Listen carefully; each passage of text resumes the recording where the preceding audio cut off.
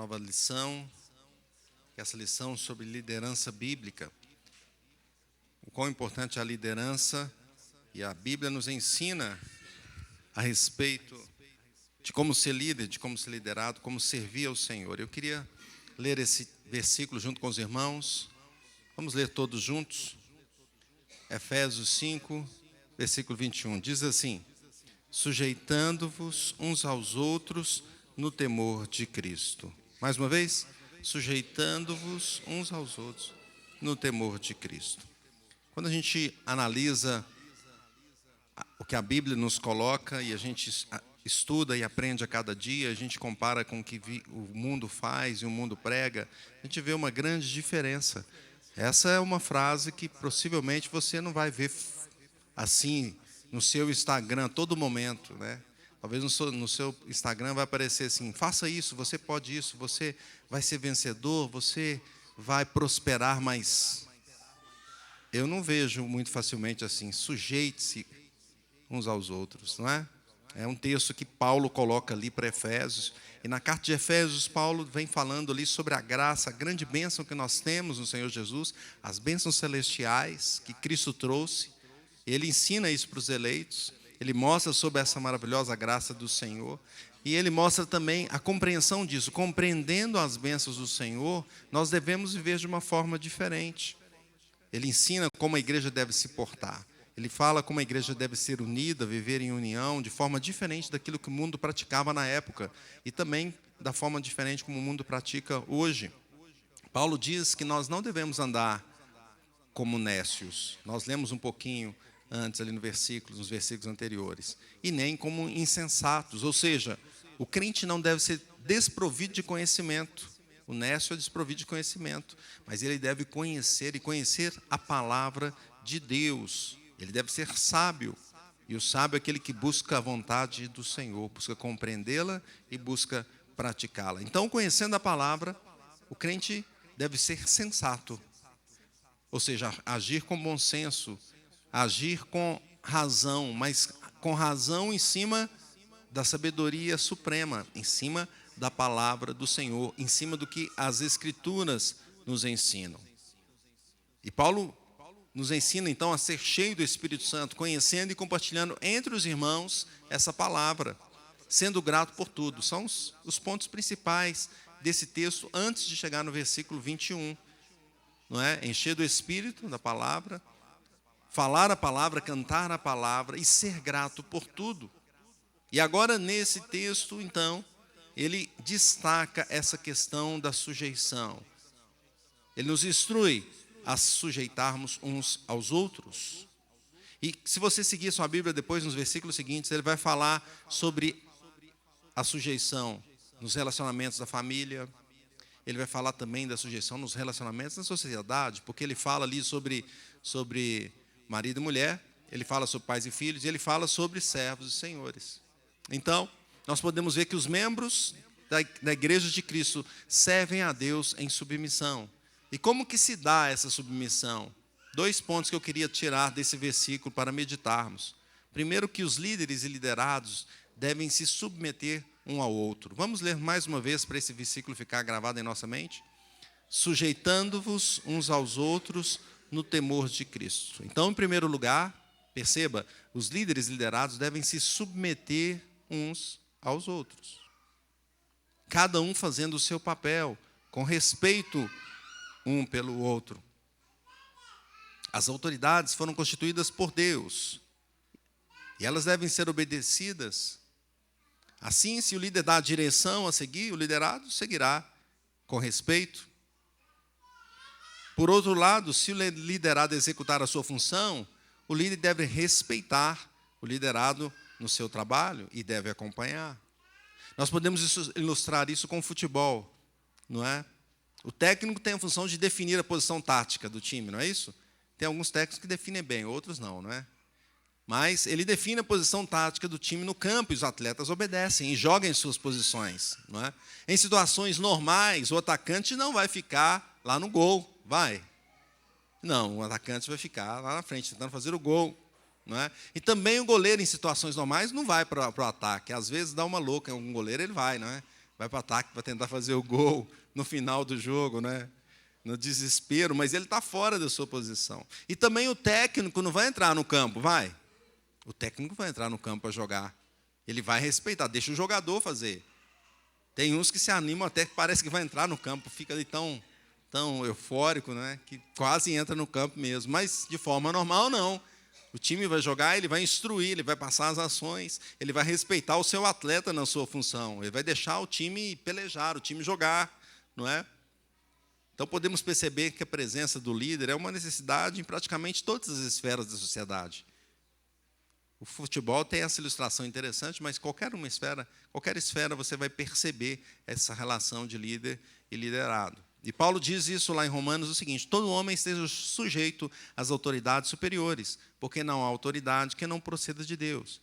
E as autoridades que existem foram por ele instituídas. Então o Senhor estabeleceu as diversas lideranças, sejam os magistrados, sejam os líderes eclesiásticos, os líderes na família, nas diversas instituições da sociedade. E o líder deve respeitar os liderados em serviço a Deus. E os pais não devem provocar a ira aos filhos. Os senhores não devem fazer ameaças aos seus servos. Então, os diferentes papéis nos mostram que o corpo deve funcionar corretamente se cada um faz a sua função. Não é uma questão de inferioridade um para com o outro, são apenas funções diferentes. Aliás, você pode até voltar no futebol com uma ilustração interessante. O jogador até ganha muito mais que o técnico, muito mais que o chefe, não é?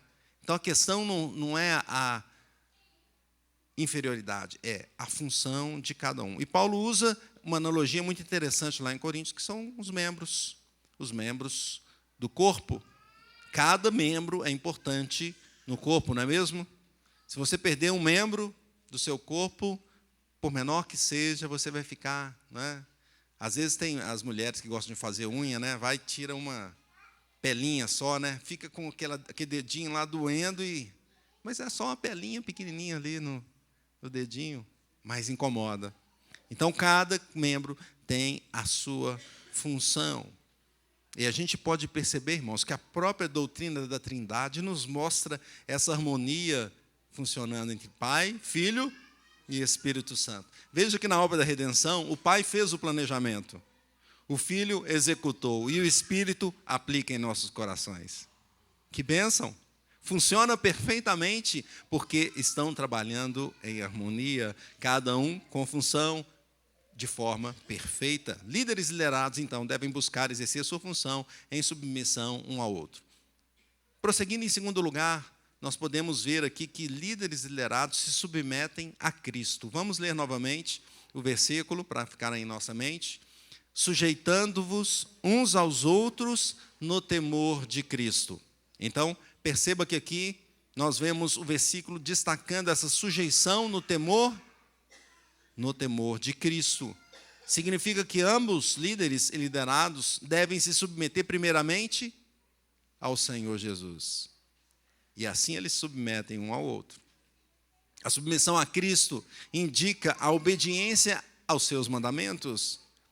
O Senhor governa a sua igreja pela palavra, pela sua palavra. Então, se o líder ou liderado não está de acordo com a palavra de Deus, o caminho deve ser corrigido. O caminho deve ser corrigido. Nós podemos ilustrar isso com a história de Lutero. Lutero se levantou para reformar a igreja. Ele viu que a igreja estava desviando do caminho e que muitos líderes estavam tomando decisões erradas, a instituição toda. E ele se levantou para dizer: olha, nós estamos no caminho errado. Escreveu as teses dele, pregou na catedral, na porta da catedral de Wittenberg, para mostrar, para chamar a discussão. Pregar as teses ali era como chamar alguém para discutir, debater sobre aquelas teses na época. Não tinha o Instagram, não tinha as tribunas de hoje. Fazia isso. E Lutero chamou, mas ele não foi. O pessoal não quis seguir, não quis voltar para a palavra.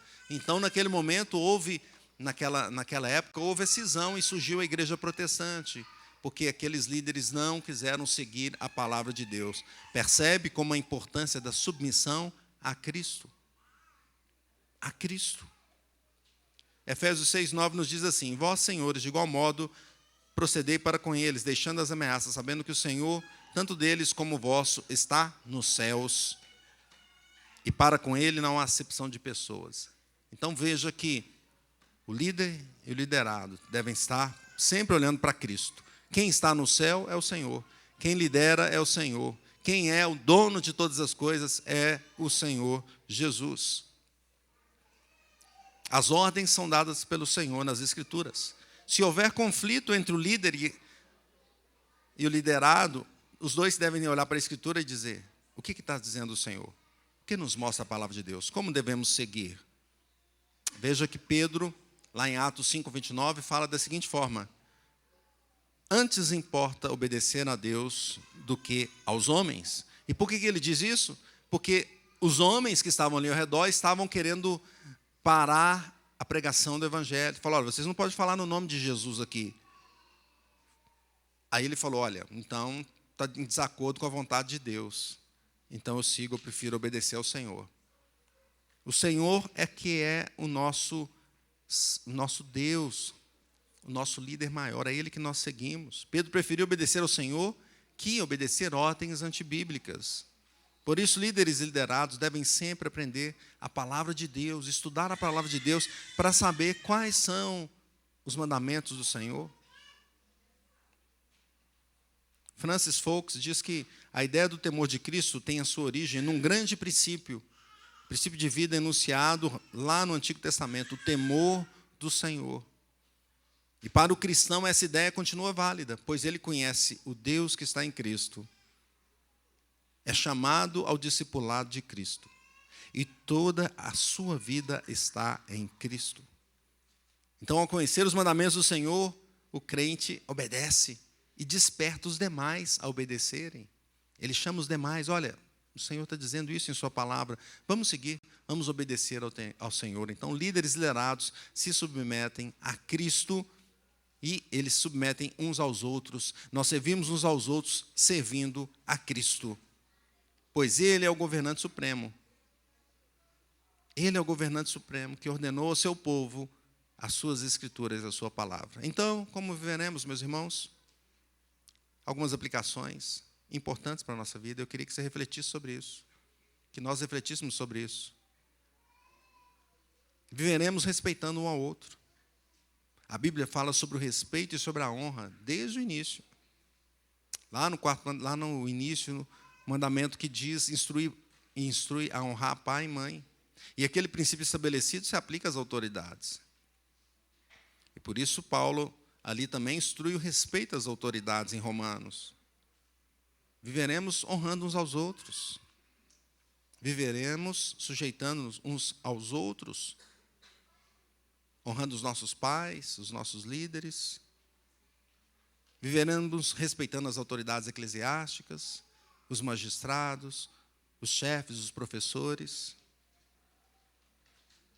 Viveremos respeitando, e o líder também respeitando ao seu liderado. Fomos feitos todos à imagem e semelhança de Deus. Viveremos, então, honrando uns aos outros. Em segundo lugar, viveremos servindo em unidade. Não fomos chamados para vivermos sozinhos, mas sim juntos. A igreja serve ao Senhor como um corpo, e essa ilustração de Paulo é muito boa. O corpo não foi chamado para ficar longe, né? A sua mão não pode sair do seu corpo e ficar: não, hoje eu vou ficar em casa aqui e o corpo vai sair. Não, vai junto. Fomos chamados para estarmos juntos. O membro foi chamado não para ficar parado também. O corpo não pode ficar parado. O que acontece com o corpo se ele fica parado? Atrofia, não é?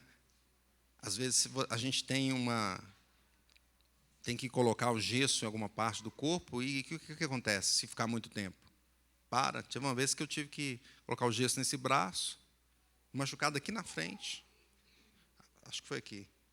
E ele falou: não, tem que colocar até aqui para você não mexer o músculo aqui, o nervo que passa aqui. Tá bom. Mas ele falou: olha, mas em 30 dias nós vamos ter que tirar essa parte aqui para você mexer o braço, porque se você ficar mais de 30 dias com o braço assim, depois você não vai conseguir mexer. Será que a gente está atrofiando? Será que nós estamos parados a ponto de o Espírito não estar mais para a gente, nós não estamos mais ligando para o que Deus diz, para o que a palavra do Senhor diz, e ficamos parados sem servir ao Senhor, sem servir a igreja. Viveremos servindo em unidade, meus irmãos. Mateus 20, 26 diz assim: não é assim entre vós, pelo contrário, quem quiser tornar-se grande em vós, será esse que os sirva, que vos sirva. E quem quiser ser o primeiro entre vós, será vosso servo. Tal como o Filho do Homem, que não veio para ser servido, mas para servir e dar sua vida em resgate por muitos. Veja que o próprio Jesus veio para quê? Servir, segundo esse texto. Nós devemos servir uns aos outros e servir ao Senhor em unidade. Em terceiro lugar, viveremos servindo com a cosmovisão bíblica.